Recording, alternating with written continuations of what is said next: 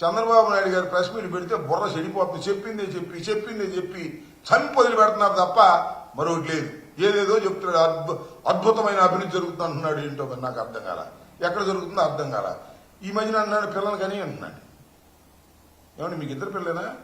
ఇంకో నలుగురు కనమంటున్నాడు. ఏమండి మీకు ఇద్దరు ఒకళ్ళేరా? ఇంకో ఇద్దరు కనమంటున్నాడు. ఏంది కనేది? హాస్పిటల్కి వెళ్తే ఎంత అవుతుంది? పిల్లల ఫీజులు ఎంత అవుతున్నాయి?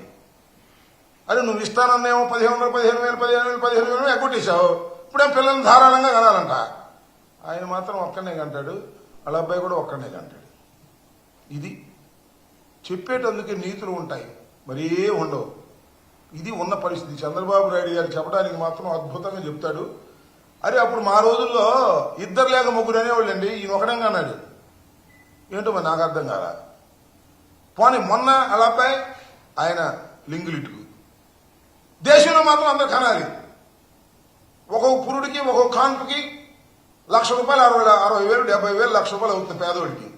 డబ్బులున్నోడు కంటే కంటాడు. పేదోడిని కానంటే ఏం చేయాలి నాకు అర్థం కాల. చంద్రబాబు బుర్రపోయిందో ఉందో నాకు అర్థం కాల. ఎస్ నిజమే, మరణాల రేటు ఎక్కువ, జననాల రేటు తక్కువ ఉన్నప్పుడు జననాలు పెంచమనండి, తప్పులేదు. జననాలు పెంచాలంటే ఏం చేయాలి చెప్పండి. అయ్యా మీరు ఇద్దరు తప్ప మూడో వాడిని కంటే ఆ ఖర్చు మేము పెట్టుకుంటామని చెప్పండి.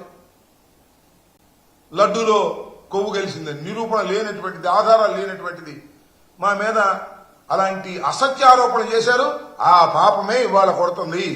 ఇలాంటి అసత్య ఆరోపణ చేసిన తప్పు అని ముక్కు మీద ఏలేసుకుంటున్నారు ప్రజలు, మూతికి వాత పెడుతున్నారు. భగవంతుడిని కూడా ఈ సందర్భంగా మనవి చేస్తున్నా. ఒక్కటి మాత్రం చాలా స్పష్టంగా చెప్పదలుచుకున్నాను.